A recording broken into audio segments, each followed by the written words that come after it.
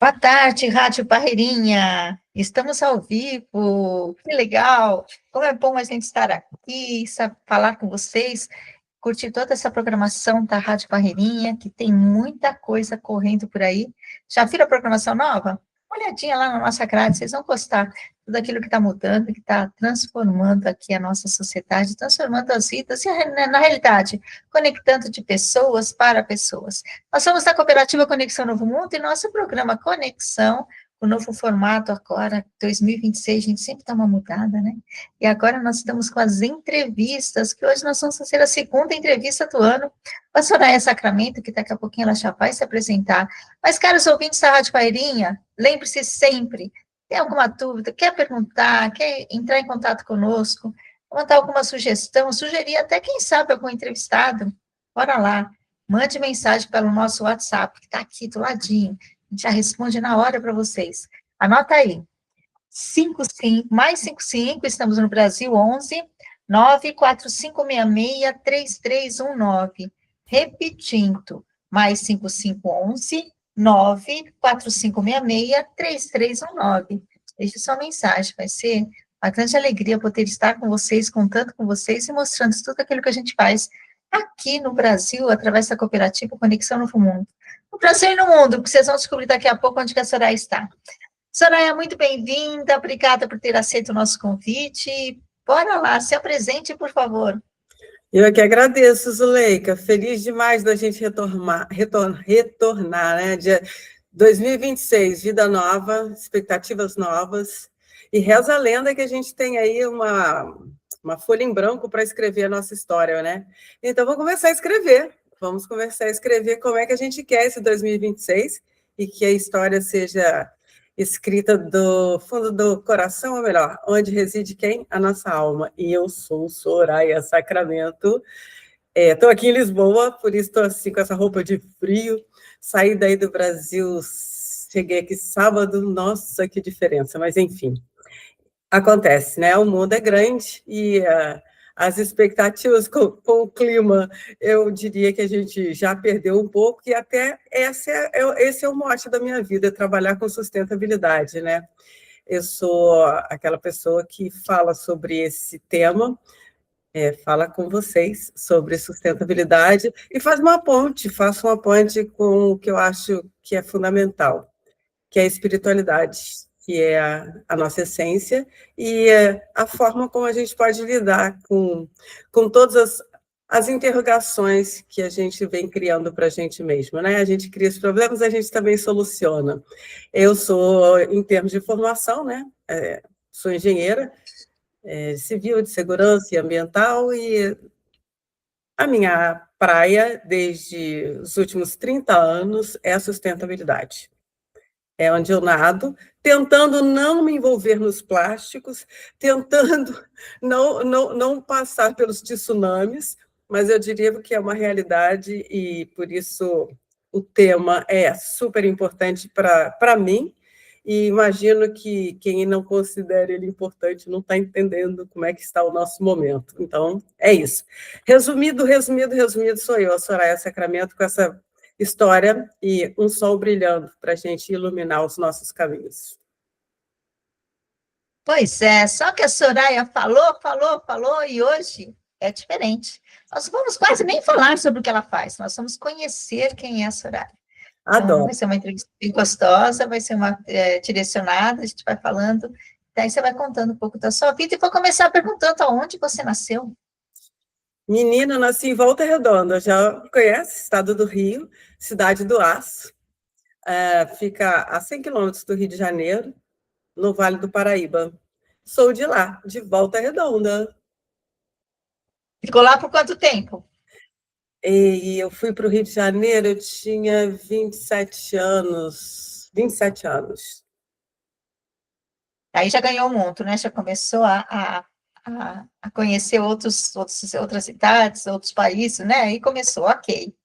Bom, para lá. Quero saber qual era a sua brincadeira favorita enquanto você era criança. Brincar de queimada, pique-bandeira e taco. Coisa de, como dizia meu irmão, coisa de menino, para de correr, Soraya, olha a sua perna. Mas eu adorava brincar na rua, fazer essas coisas. E a minha época era compatível, né? E no interior eu tive essa possibilidade de brincar muito, andar de bicicleta. Então, até hoje eu adoro, amo de paixão. Quando eu pego uma bicicleta, a sensação que eu tenho é que eu volto lá na minha origem, eu sinto a liberdade que me envolvia quando eu pegava minha bike e podia exagerar às vezes, né, de pedalar e me sentir à vontade e livre. A bike tem, nossa, me dá uma sensação muito boa nesse sentido. Rapaz, que é a sua liberdade de brincar, então? Sim, a bike sim. Agora, correr, brincar de. As minhas brincadeiras eram sempre com muita gente. Eu sempre gostei de estar no meio de muita gente. Eu sempre me envolvi com todo mundo, eu sempre gostei de brincar em grupo. E as nossas brincadeiras eram ótimas, a gente se divertia muito. Eu acho que a gente tinha uma pegada boa, porque existia uma competitividade, mas ela era afetuosa, sabe? Bem afetuosa, não era agressiva. Eu diria que eu experimentei uma boa liberdade de convivência e de brincadeira na minha infância. Delícia. E aí, é bom lembrar da infância. E enquanto você é aluna, quem era? Mas eu quero saber primeiro lá, pequenininha. Quando você estava hoje, a gente fala de ensino fundamental, né? Sem chegar na adolescência, como que era você na sala de aula? Como que era você como aluna? Olha, essa pergunta é ótima, que me remete à minha mamãe, né? Minha mãe, que já não está nesse plano com a gente, mas que está sempre junto, né? E minha mãe que me alfabetizou. E minha mãe era professora e depois pedagoga, e era aquela pessoa extremamente voltada para a educação. Imagina, né? Eu aprendi a ler e escrever, eu não tinha nem 5 anos, porque eu convivia com ela, às vezes que eu não tinha com quem ficar, eu ia para a escola com ela, e a brincadeira sempre foi envolvida com a educação, né? E aí eu acabei, e eu me lembro do dia que eu li e o escândalo que minha mãe fez comigo na rua. A gente estava em Volta Redonda, obviamente, e passando em frente à Mesbla. Lembra da Mesbla? Pois, Lembro. a Mesbla. E aí estava escrito mês de maio, mês das mães, e eu li mês de maio, mês da mãe. Cara, minha mãe fez um escândalo na rua de alegria, ela pulava e me sacudia, porque eu era muito pequena, né? E isso foi, acho que foi bem bacana, né? E, ter sido alfabetizada por ela, e acho que é legal comentar como, porque ela trabalhava muito, ela dava aula, né? E cuidava da gente, e tinha 2 empregos, e na hora do almoço, para eu ficar sossegada, sabe o que ela fazia? Foi por isso que eu aprendi muito rápido. Ela tinha aqueles flanelógrafos, acho que era esse o nome, que pregava as letrinhas e os desenhos. Então, ela ficava fazendo almoço e ela colocava na porta da saída e me colocava sentada num banquinho na porta do corredor para a cozinha. E ali eu ficava fazendo, estudando junto com ela. Enquanto ela estava cozinhando, ela estava me ensinando. E aí, por isso que eu aprendi tão cedo. Era uma forma de manter a Soraya quieta. E aí, você foi para a escola? Fui. Aí eu fui para a escola pública junto com ela, aí estudei nos horários em que ela trabalhava normalmente, e aí depois eu fui para a escola, eu entrei na escola que eu passei a vida inteira, que é o Colégio Nossa Senhora do Rosário, é um colégio de freiras, e só de meninas, e com aquelas regras do século passado. E daí eu tive que fazer prova para entrar, né? E eu passei em primeiro lugar, então foi assim, minha mãe, uma alegria enorme. Mas eu acabei, porque eu passei por muitas reformas de educação, né? E aí eu acabei tendo que fazer. Eu não podia entrar com aquela idade onde eu deveria, então eu tive que dar um passinho atrás para poder entrar dentro da regra. E aí foi o que aconteceu, que não me atrapalhou em nada. Formei novinha, sabe, não atrapalhou em nada, muito pelo contrário, me deu mais maturidade para a escola, né? E aí lá no Rosário, lá era linha dura, né? Porque as matas não eram fáceis, não. Mas eu sempre levei tudo muito na flauta, assim, eu sempre me diverti com todo mundo, e de brincar, Eu sempre fui uma pessoa que me dei bem, eu sempre me dava bem com todo mundo, eu não tinha só uma turminha. Eu me dava bem com as pessoas que eram mais estudiosas, as menos estudiosas, as bagunceiras, as não bagunceiras, e eu entrava na pilha de todo mundo. Mas eu sempre fui muito na minha, assim, porque tinha um diferencial ali muito claro de mim para os outros, e que dentro daquela época era bem, bem evidente. Eu acho que ainda é até hoje, só que hoje a gente tem uma coisa que se chama regra em termos de bullying ou coisa do gênero. Na minha época não tinha nada disso e a gente vivia feliz do mesmo jeito. Enfim, a gente dava o nosso jeito, né, para conviver com as coisas que não eram tão agradáveis. Mas foi ótimo, a minha vida nessa escola foi muito boa, não tenho o que reclamar, não. Você ficou nessa escola também durante o ensino médio, adolescente Sim. já? Sim, eu só saí de lá para a faculdade. Quer dizer, não, eu saí para fazer o cursinho, né? Que tinha o cursinho pré-vestibular. Eu fiz o pré-vestibular em outra escola, e é muito engraçado, né? Que eu saí de um universo totalmente feminino e caí num universo totalmente masculino, porque eu entrei na engenharia civil, numa faculdade militar, cheia de homens só, né? A maior parte era homens, depois foi entrando mulheres, né? Mas quando eu entrei era bem pouco. Era um universo bem masculino. Então foi bem, eu te diria que hoje, analisando, nem sei como é que eu senti na época, mas deve ter sido bem desafiador, porque era um universo muito diferente. Fala uma coisa, você como filha de professora, como é que você era como aluna, sem ser com a sua mãe que te ensinou, né? Como é que você era na sala de aula? Olha, eu sempre fui muito de prestar atenção. Eu sempre gostei de ouvir. Eu gosto muito de aprender, mas eu nunca fui aquela pessoa, aluna número 1, não.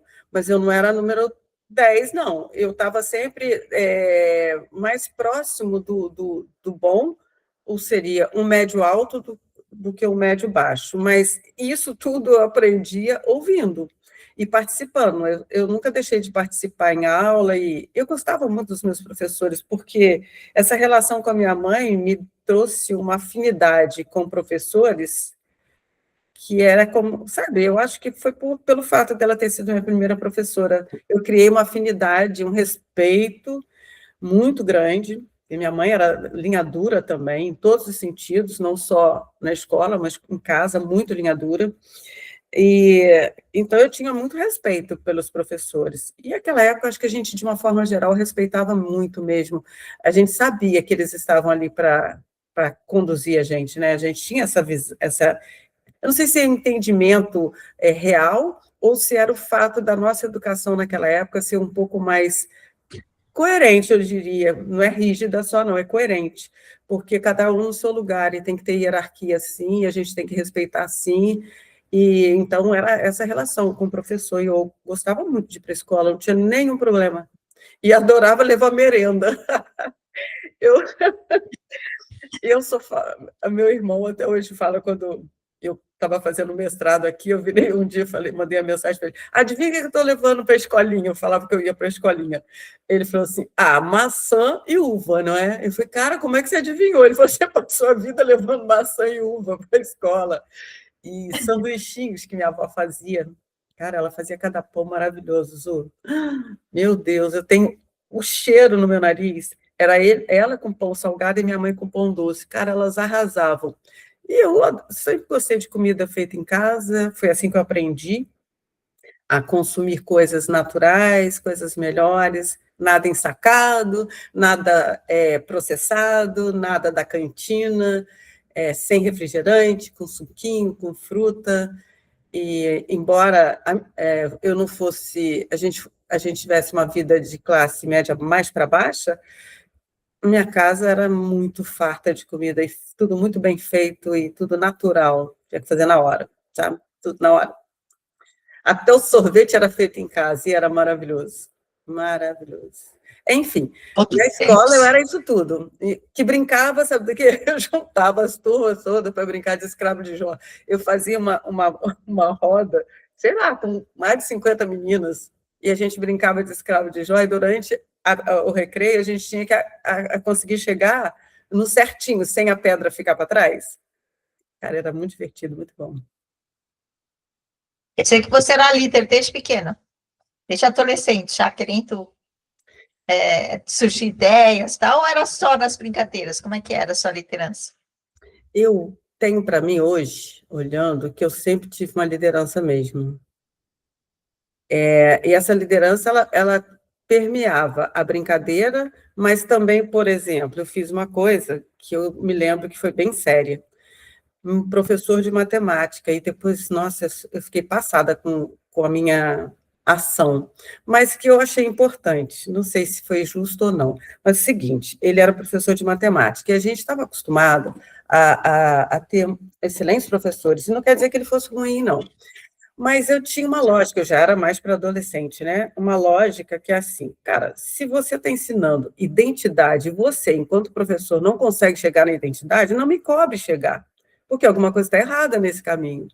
E aí ele não conseguia chegar, ele fazia os exercícios, mas ele não conseguia concluir. Eu falei, cara, não é possível. E aí era aquela coisa meio confusa, acabou que a gente ficava meio irritado, todo mundo, porque, e ele também, né, irritado, porque ele não conseguia, e ele ficava muito vermelho, e eu acho que eu falava com ele, como assim, professor? Mas a gente está aqui enrolado, e você enrolado, o senhor, né, enrolado aí no quadro e tal, enfim. Eu chamei a madre e conversei e expliquei em nome perguntei se a turma concordava, as pessoas falaram que sim. Eu peguei e externei com ela que não ia dar certo, a gente estava no momento que a gente precisava aprender uma matemática que fazia sentido para o próximo passo, que já seria o pré-vestibular, e a gente ficava empacado uma aula inteira por uma identidade que ele não conseguia chegar. E aí foi bem problemático, ele acabou no final do semestre saindo, sabe?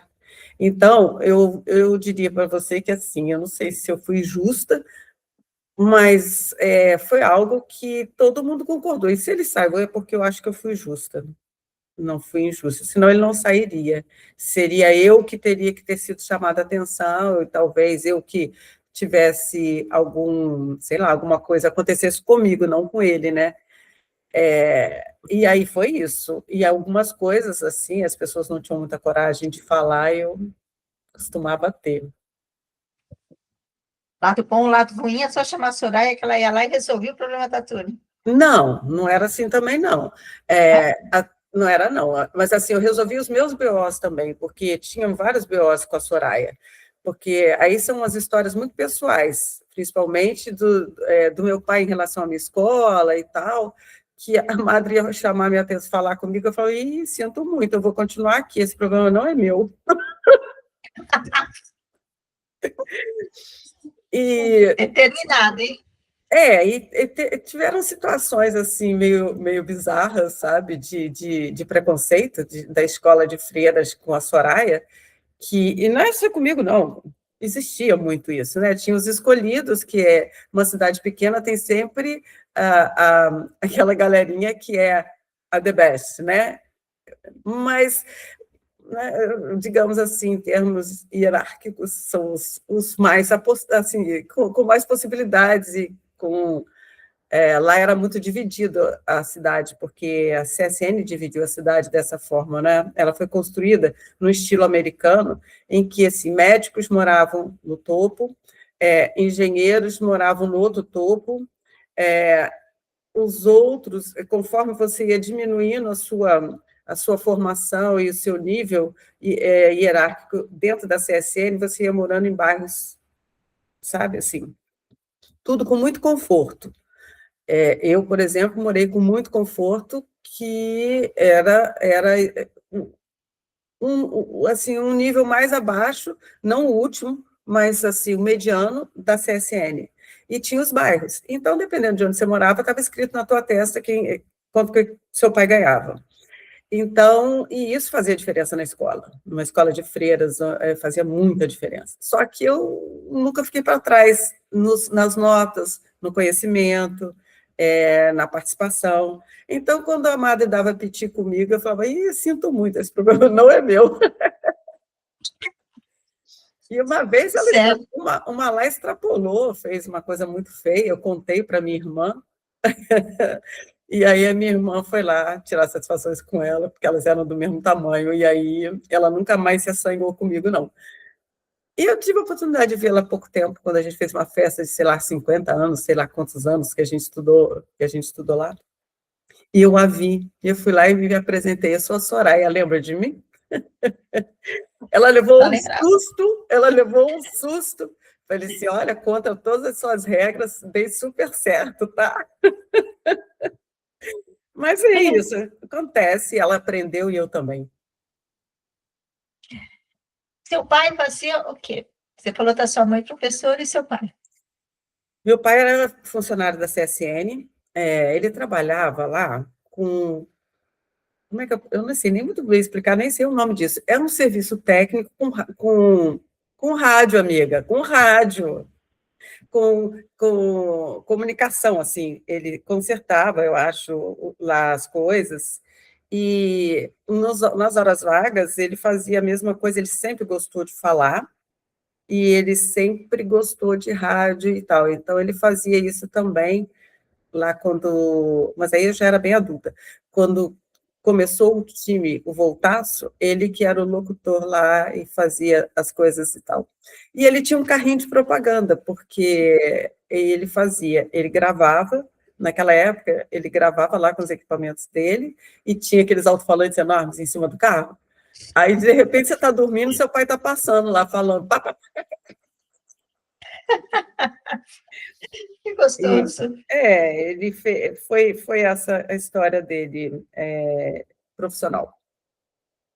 Foi aí que ele que te inspirou? Eu, lucidamente, na minha consciência, não. Mas eu acredito que deva ter alguma coisa que faz parte da nossa história, não é? Talvez, não sei, a gente tenha aí uma incumbência na vida de usar a comunicação como meio de expressão, quer dizer, ela é um meio de expressão, mas nosso, particular, com o nosso perfil, né? Eu, com o meu perfil, ele fazia uma coisa totalmente diferente do que eu faço, mas acho que tem alguma relação, sim. Ele é meu pai, né? Então deve ter alguma relação. Mas não foi consciente, estava lá no inconsciente ter visto e de repente foi. É, acho que nasci com algumas, digamos assim, algumas habilidades comuns com ele. Pois bem. E aí? Seu primeiro emprego? Como foi? Onde foi? Olha, eu entrei na faculdade e já comecei logo a trabalhar. Só que o que acontece? A faculdade, naquela época, ela era integral, mas era integral mesmo, era de 7h20 da manhã até às 5h40 da tarde, com intervalo de almoço, né? Então, era humanamente impossível trabalhar. Mas eu sempre tive esse foco e uma necessidade também. Aí eu comecei a fazer desenho e eu ganhava por hora trabalhada, e foi meu primeiro lugar de trabalho na Coab. Não sei se você lembra da Coab, Companhia de Habitação. Então, a Coab fazia projetos para classe, eu diria C, na maior parte das vezes, e loteamentos e tal. Então, eu fazia alguns desenhos, aprendi muito a desenhar para desenhar para a Coab. Naquela época, a gente fazia projeto em papel vegetal, com nanquim, com pena 01, 02, escrevia com aranha, chamava aranha, era assim uma arte, e eu sempre gostei de arte, né? Eu sempre pintei, sempre gostei disso, então era bem prazeroso quando me dava um bom trabalho para fazer. E foi aí que eu aprendi um pouco a desenhar com papel vegetal, um pouco não, né? Depois do resto da vida eu fiz isso. O resto da vida não, o resto do tempo que eu fiquei por lá. E então, esse foi o primeiro trabalhinho assim que eu fiz. Trabalho depois de formada, foi no Instituto de Pesquisa e Planejamento Urbano de Volta Redonda, que eu já era estagiária lá, eu acabei comandando do nada, sem outros estagiários, e a proposta era um projeto, acabou que eu que fui a pessoa que desenvolveu o projeto, de recadastramento de IPTU na cidade. Então, a gente triplicou o o IPTU da cidade no sentido de levantamento. A gente fez durante, acho que, um ano e meio, os levantamentos, e a gente partia de fotografias aerofotogramétrico, o levantamento, e ainda era muito antigo, né? A gente não tinha nada de computador, era tudo feito na mão, e aí tinham mais 100 estagiários que ganhavam a mesma coisa que eu, só que eu que liderava eles. Eu que tinha responsabilidade com o resultado deles e tal. Daí, depois que eu me formei, esse mesmo lugar, lá, trabalhando como engenheira civil, mas eu só fiquei lá como engenheira civil 2 anos. Decididamente não é o meu perfil ficar sentada numa prancheta desenhando, fazendo projeto. Eu preciso do povo, das coisas, eu preciso estar no meio, sabe? E aí, eu já era também engenheira de segurança do trabalho, um professor meu da engenharia de segurança do trabalho, que eu acabei fazendo o curso por causa do meu primeiro estágio na CSN, que eu fiquei chocada. Eu falei, eu tenho que fazer alguma coisa na minha vida para mudar isso. E aí, eu, em seguida, formei em engenharia civil, daí 3 meses eu comecei a fazer a segurança do trabalho. E era um curso que foi solicitado pela CSN. Então, tinha 14 vagas para a CSN e 14 vagas externas. Eu fui uma dessas externas, paguei para fazer o curso. Só que quase ninguém passou. Desse total, só 12 pessoas passaram. Eu passei. E passei muito bem qualificada. E aí, o meu professor me convidou para trabalhar com ele na Defesa Civil de Volta Redonda. E aí que a história ficou grande, porque eu tinha só 26 anos de idade, 25. Acabou que eu passei a ser coordenadora municipal da Defesa Civil de Volta Redonda. Por mérito profissional, não tinha nenhum acordo político, não era partidária, nada disso. E ali foi um divisor de águas na minha vida, total divisor de águas. Eu mudei a história da Defesa Civil e a Defesa Civil mudou a minha história. Já sabe que você vai ter que contar essa história, né? Começou agora, eu não quero nem saber, vai ter que continuar. Eu ia ainda começar a perguntar onde que tinha trabalhado, não sei, você já avançou tudo, então, bora contar essa história de divisão de água. Não, tá ótimo. Bora contar. Eu só pulei um monte de perguntas que eu ia fazer, você já respondeu, então bora contar esse divisor de águas aí. Menina, porque assim, né? Comigo, as coisas acontecem de uma forma muito orgânica e desafiadora. E aí, eu, né, novinha, fui lá ser coordenadora, né, eu já estava trabalhando com eles, e a minha resposta foi tão boa que esse coordenador ele passou a ser secretário de Meio Ambiente, e ele me indicou para ficar no lugar dele. E o prefeito aceitou, mesmo eu não sendo partidária. Bom, qual foi o grande desafio? É isso, porque você tem uma questão política envolvida, você tem a realidade, você tem a forma que as pessoas às vezes trabalham sem o olhar de gestão, por ser um serviço público, e eu sou uma pessoa de gestão, eu nasci para ser uma pessoa de gestão. Eu tenho um olhar que hoje eu reconheço, que ele vai longe, e ele volta aqui e traça como é que você chega lá longe. É o que hoje a gente chamaria de estudo de futuro. Eu consigo ver nas coisas que eu faço, assim, como é que pode ser, qual o ideal, e como é que eu faço para chegar no ideal. E aí lá eu tinha uma realidade bem difícil, os profissionais que trabalhavam, assim, pessoas muito simples, sem qualificação, obviamente, sem formação, sem cuidados especiais com eles. Então, eu fiz o que meu coração mandou, cuidar de dentro de casa primeiro. Foi deles que eu cuidei primeiro, eu era uma menina, eles me chamavam de chefinha, e eu fiz a liderança do jeito que eu acredito, junto, participativa.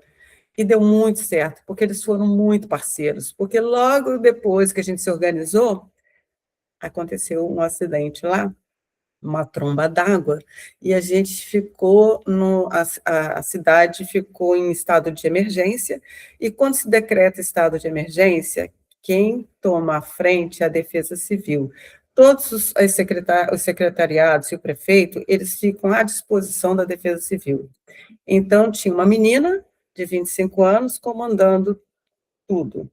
Então, professores meus e tal estavam lá já com secretários, e aí era uma situação em que eu via também a forma política com que as pessoas agem e que eu não concordava, e que não dava para abrir a boca muitas vezes, eu não podia falar, porque se eu falasse não ia dar certo, tinha que achar um outro caminho, e os caminhos apareciam. E sempre o meu caminho foi a comunicação.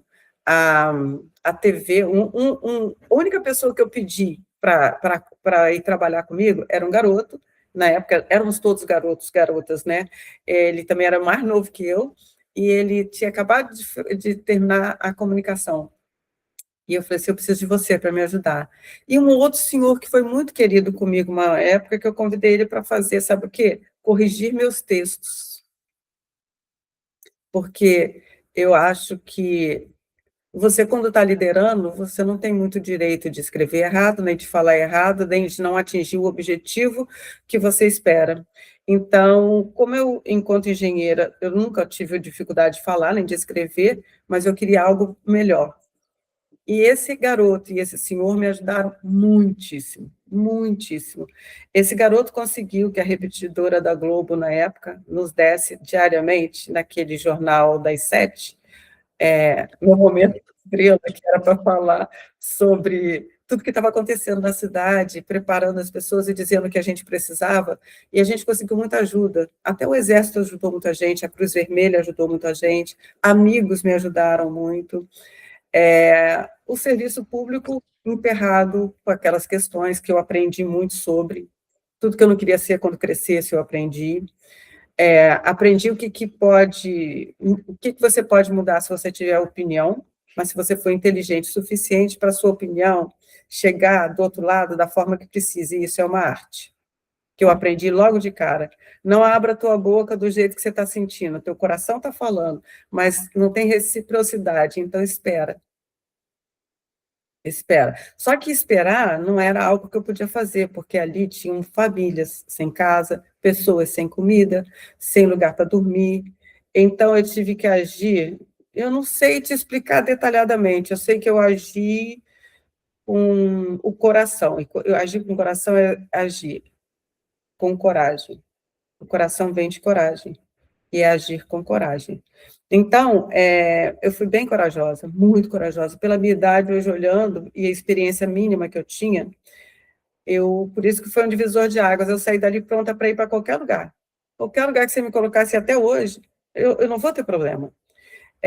Porque ali foi a minha base de experiência em relação a tudo. Tem detalhes que eu não posso contar publicamente, mas que a comunicação para o público é que resolvia as minhas paradas todas, sabe?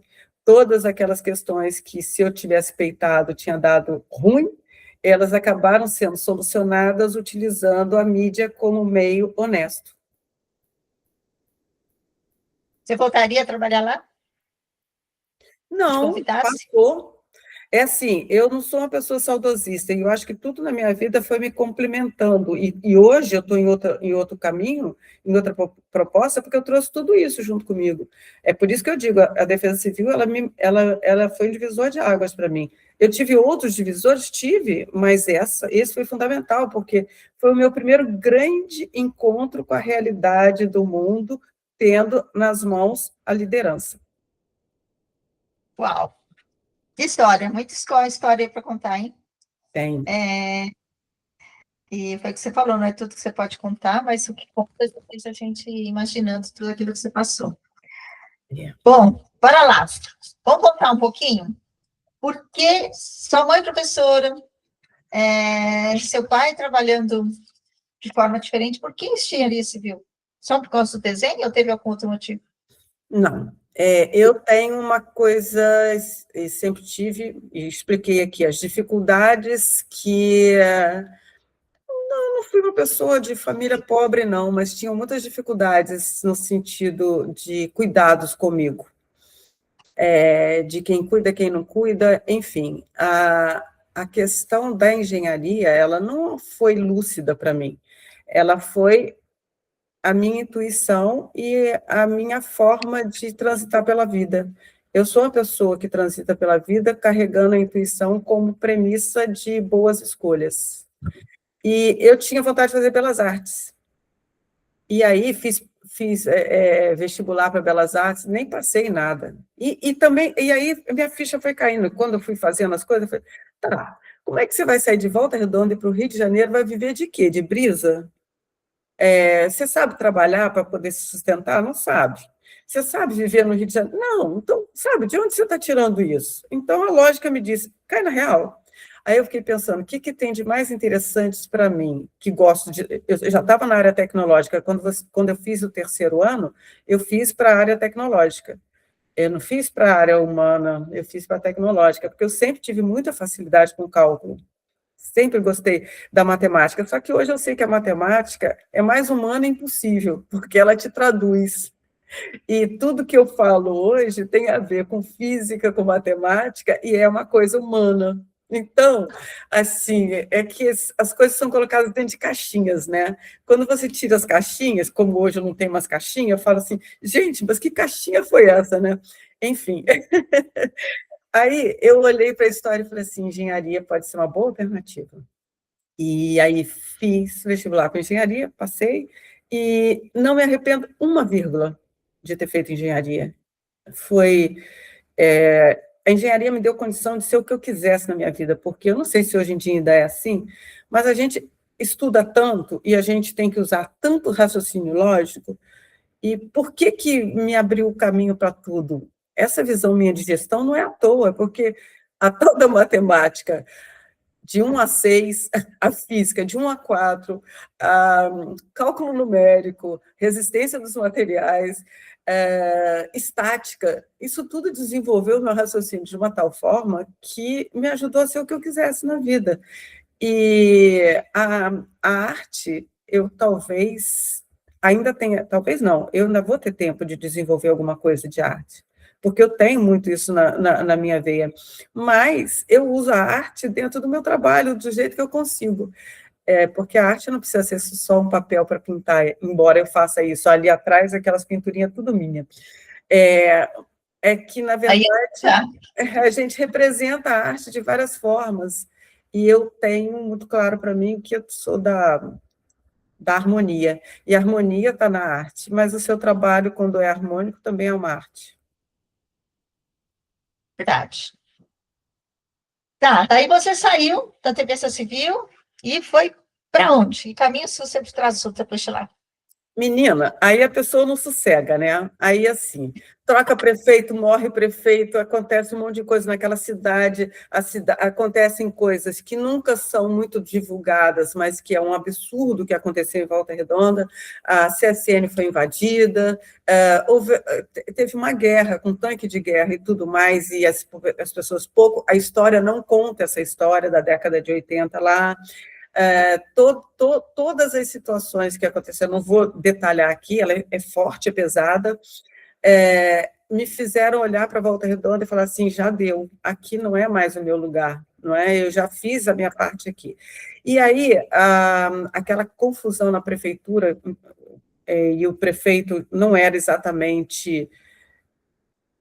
Assim, eu fui a pessoa que ficou para fazer a transição. Como eu não tinha partido político, eu que fiz a transição dos governos. E eu identifiquei que não era mais hora de eu ficar ali. Como é que você vai embora? Você tem um serviço público, você né? Você é funcionária pública, todo mundo acha que você quer morrer funcionária pública, e eu pedia para ir embora, ninguém deixava. Até um dia que eu fui lá, peguei a chave da Defesa Civil, sou muito atrevida, né? E entreguei na mão do prefeito, falei assim, o senhor faz com essa chave o que o senhor bem entender, eu estou fora. Aí, aconteceu que eu peguei e falei assim, vou de férias, mas eu não volto mais, você faz o que você quiser. Acabou que, quando eu voltei, ele foi morto, ou quer dizer, ele morreu. E aí eu nunca mais tive contato com ele, obviamente, né? Porque seria contato de terceiro grau, e nem era proposto, nem era... E aí a coisa ficou mais simples, então me deram uma proposta assim, não peça demissão, a gente não vai te demitir, que você vai se arrepender. Então, faz o seguinte, você pode pedir uma licença sem vencimentos de 6 meses para acompanhamento de cônjuge. Falei, senhor. Assim, eu pedi e fui embora para o Rio. E eu saí desse emprego público, eu tinha o meu apartamento lá em Volta Redonda, eu saí com uma malinha, sim, amarela, lembro dela, fui morar no Rio e peguei no domingo os classificados, lembra dos classificados do Jornal do Tem. Brasil, do Globo? Amarelos também. Pois. E fui procurar emprego. Aí eu falei assim, bom, eu preciso trabalhar porque não tem como morar aqui sem trabalhar. Tá, minha casa é fechada em Volta Redonda. E aí eu vi que tinha uma vaga para vendedora numa loja, numa boutique chamada Rabo de Saia, que era uma boutique famosa na época. E eu falei assim, de engenharia tinha 2 ou 3 lá que eu me candidatei e fui no processo seletivo. Falei, mas eu não posso ficar esperando um processo seletivo sem trabalhar. Daí fui lá na segunda-feira, sei lá, não, na segunda, e na terça eu já estava trabalhando na Rabo de Saia como vendedora. Experiência brilhante, e a minha mãe falava assim, minha filha, como assim? Você larga o seu emprego aqui de engenheira e vai trabalhar numa loja você é uma atendente. Falei, qual o problema? Foi uma delícia, foram 2 meses deliciosos, aprendi muito a vender, e aconteceu uma coisa que essa eu gosto de falar. Era todo mundo muito jovem, muito mais jovem do que eu. E eu tinha habilidades, eu sabia usar computador, raciocínio lógico, então eu ajudava a gerente, enfim. Aí um dia, e como é que funciona a loja, né? Você tem, cada uma atende uma vez, né? Tem aquela coisa. Daí, era minha vez de atender, movimento muito parado e tal, era em Ipanema. Aí, de repente, entra uma senhora com uma cara simples. Ela entrou e falou assim, e a gente vestia a roupa da loja, né? Eu adorei a sua roupa, você tá linda. Eu falei, obrigada. Eu queria comprar umas roupas para minha filha, não sei o quê, eu acho que ela tem um perfil meio como o seu, não sei, final dessa história, só para encurtar. Eu fui levando para ela tudo que ela pediu. Na época, minha gerente me chamou e falou, você tá doida? Você vai descer a loja inteira para essa pessoa que não vai comprar nada? Eu falei, olha, meu papel é vender, né? Então, estou aqui. A loja precisa vender. A gente não bateu cota nenhuma. Eu vou ficar fazendo o quê aqui? Depois eu arrumo tudo. Aí ela falou, Soraya, é só você, né? Vamos resumir? Ela levou tudo. O motorista veio buscar aquelas bolsas e bolsas e ela virou minha cliente para sempre. A loja bateu a cota, eu bati a cota e eu virei para ela e falei assim, viu? Aparência engana, querida. E ela virou minha cliente. Ela era de Friburgo, era rica pra caramba e era uma pessoa simples. Quer aprendizado melhor? Tem vários filmes que falam sobre isso, né? Pois é, né? Esse é da Soraya. Nem fazer propaganda dos filmes que, olha, Soraya Sacramento também sabe fazer, e tem bom atendimento. Sensacional. Pois é. E aí, nesse lugar, eu fiquei lá enquanto eu estava no processo seletivo. Aí eu passei para as páginas amarelas. Lembra das páginas amarelas? Você tem uma tendência para o amarelo, né? A mala amarela, a página amarela, vai buscar anúncios classificados amarelos. Não tinha pensado nisso, não. Pois é. Elite, editora das páginas amarelas lá no Rio, era lá em Jacarepaguá, na Taquara. Aí eu fui trabalhar lá como engenheira de segurança do trabalho. Não gostei da experiência, pedi demissão, foi um aprendizado ótimo, mas não queria ficar lá. E lá a gente pegou aquela fase bacana do Collor, lembra que ele pegou o dinheiro de todo mundo? Então, lá eu recebia dinheiro para poder ir até lá e comer, mas nada. Aí eu falei, esse negócio está muito esquisito. Bom, saí de lá, entrei no outro processo seletivo e passei para a SATA, Serviços Auxiliares de Transporte Aéreo, que é uma empresa do Grupo Varig, que eu adorei trabalhar. Eu trabalhei lá 7 ou 8 anos, não me lembro. Fiz um trabalho que eu amei, a gente fez trabalhos maravilhosos. O diretor da minha área era um cara era médico, e excepcional, comprava minhas ideias, me ajudava, me apoiava para eu fazer, e a gente fez uma história bem bonita de medicina ocupacional e engenharia de segurança em conjunto, sabe? Eu adorei o trabalho lá. E depois de uns 3 anos, sei lá, que eu estava trabalhando lá, aí todo mundo já conhecia a Soraya, né? E aí a Transbrasil me chamou também para trabalhar como engenheiro de segurança do trabalho, então eu trabalhava lá também. Trabalhei pra caramba, às vezes eu ficava 15 horas dentro daquele aeroporto, era bem bizarro. Mas eu gostei do trabalho, e quando eu saí para fazer o quê? Minha carreira solo. Eu já tinha resolvido que eu queria trabalhar por minha conta, e aí saí das duas situações e comecei minha carreira solo, do nada. E tive empresa até 2023. Agora está na hora de você falar como você está hoje, né? Olha, o papo, já temos só 15 minutos de programa. Ouvinte da Rádio Carreirinha, quer perguntar alguma coisa para a senhora? Eu estou aqui, ó, de olho no WhatsApp, tá? Tá todo mundo perto hoje, mas só estou aqui, hein? Mais 5511 94566 3319. Manda uma mensagem para a gente responde aqui ao vivo. Está super interessante. Você viu que eu estou interferindo pouco, porque é tão gostoso ouvir o que você está contando, a história, como ela se realiza para você. Então, e aí? Como é que foi agora essa vida solo da sua empresa, até quando você resolveu que você quer trabalhar para você? Eu acho isso sensacional. Então, essa história começou em 99, eu abri minha empresa em 99, e foi a melhor coisa que eu fiz na minha vida. Também foi bem intuitivo, mas eu me preparei, obviamente, financeiramente, em tudo, né? Responsabilidade, filha, casa, tudo, né?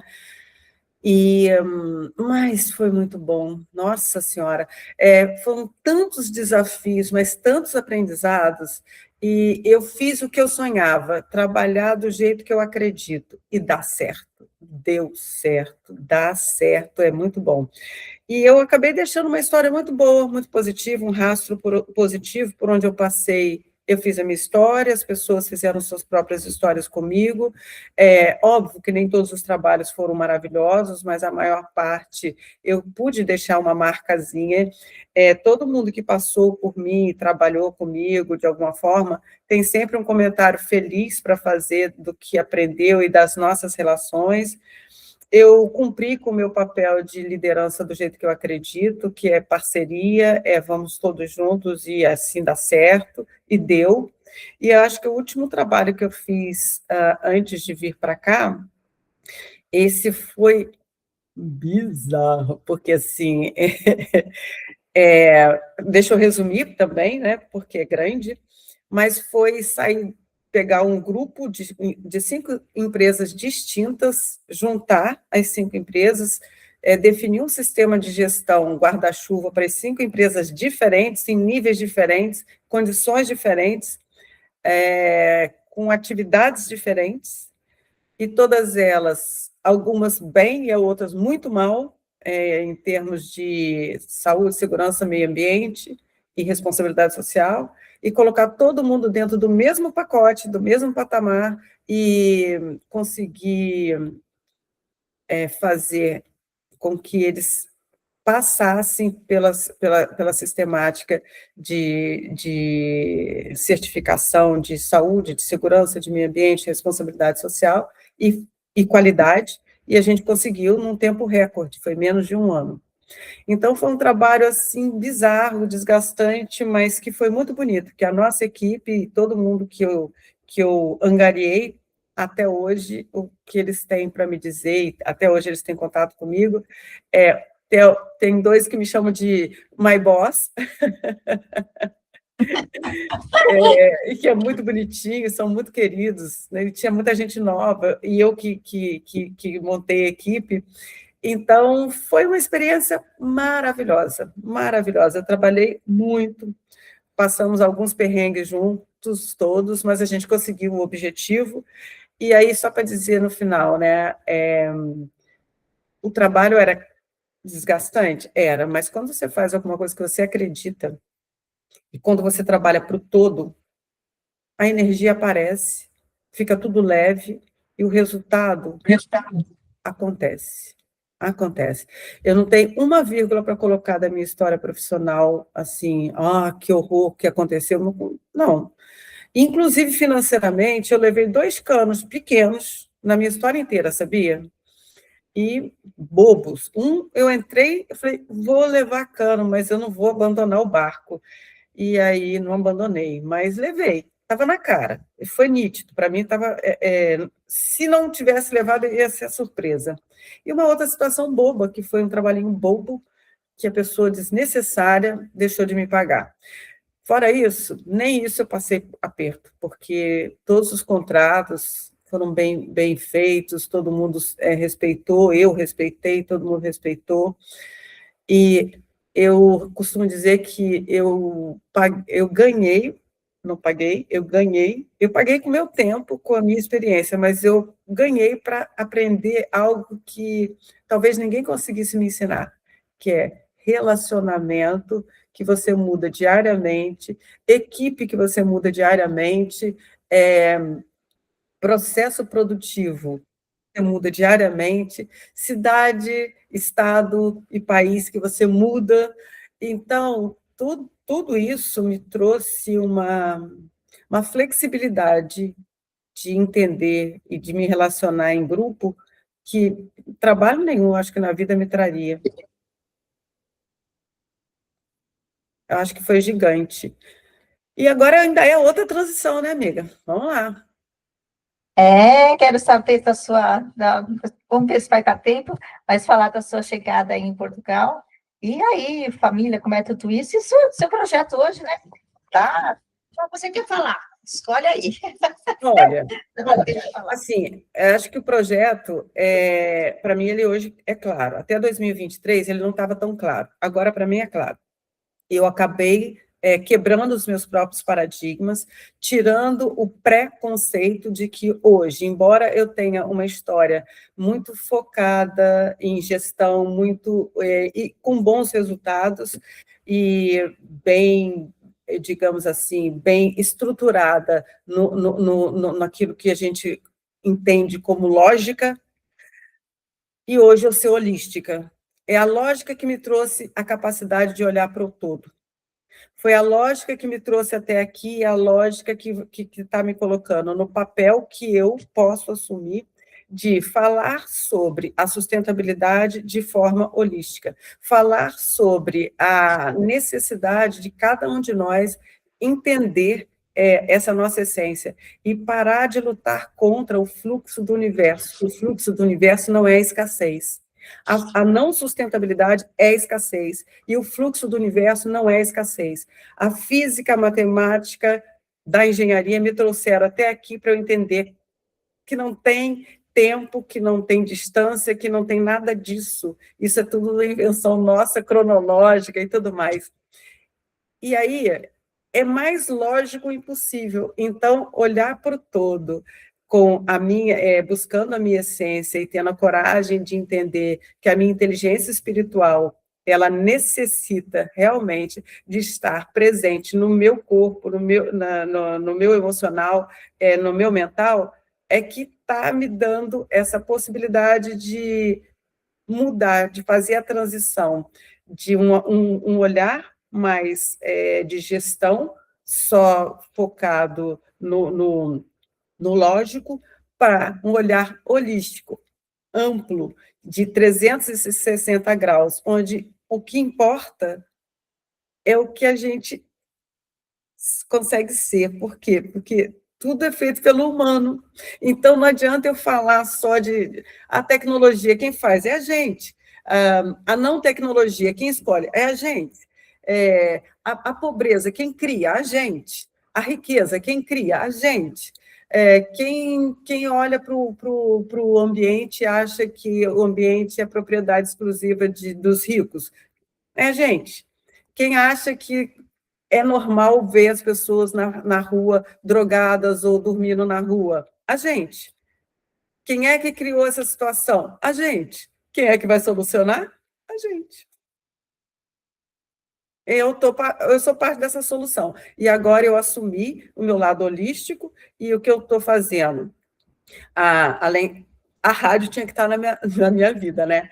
Eu estou fazendo um programa de rádio que chama Sustentabilidade da Alma, e tem o podcast também, na Rádio Transcendental, que eu faço a Sustentabilidade da Alma, e o podcast está no Spotify, está no YouTube, também Sustentabilidade da Alma.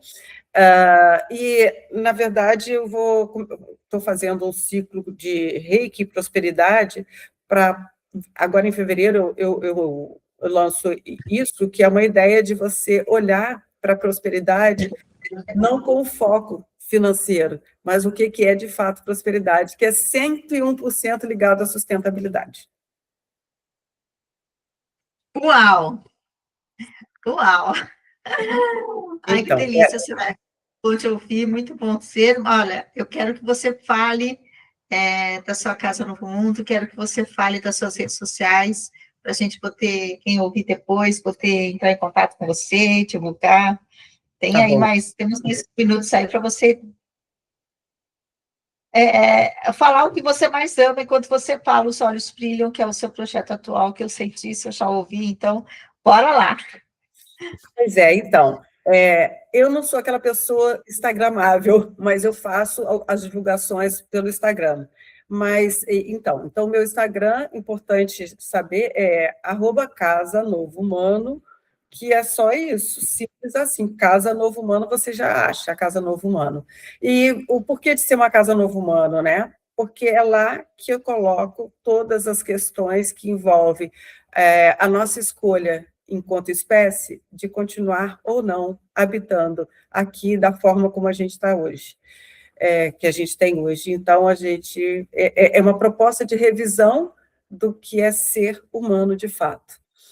A sustentabilidade da alma é esse programa que está na rádio Transcendental, transcendental.com.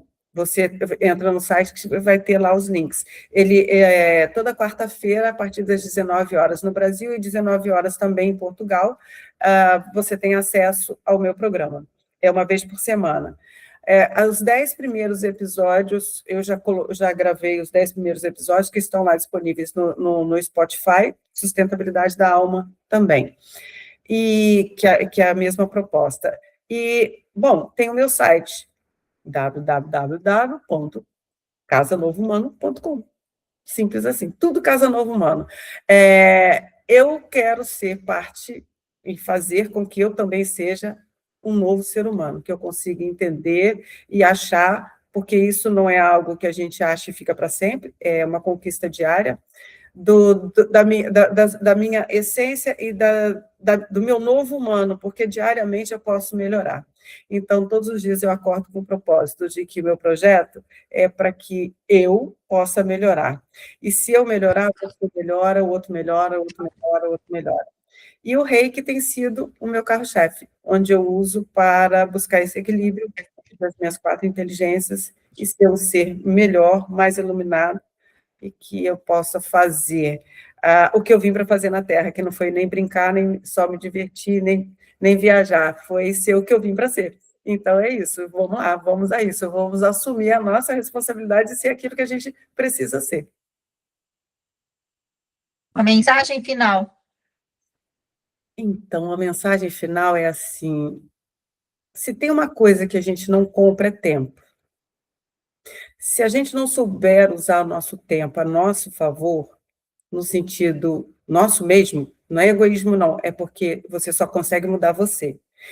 Então, se você não usar o seu tempo para o seu autoconhecimento, para você achar o seu próprio caminho, cara, vai chegar no final da história, você vai ficar muito chateado de ter desperdiçado, porque tempo não compra, não volta, e, e é isso. Aproveita, porque você não tem a mínima noção se daqui a um minuto você continua aqui. Então, aproveita. Aproveita, e como diz o outro, mas na boa. Lembrando que aproveitar e não ser egoísta, mas pensar em você, significa você ser a sua melhor versão, porque aí você está cumprindo com o teu papel. É essa a nossa obrigação. Então, seja você a sua melhor versão. Aproveita teu tempo. Ele é algo que não tem preço.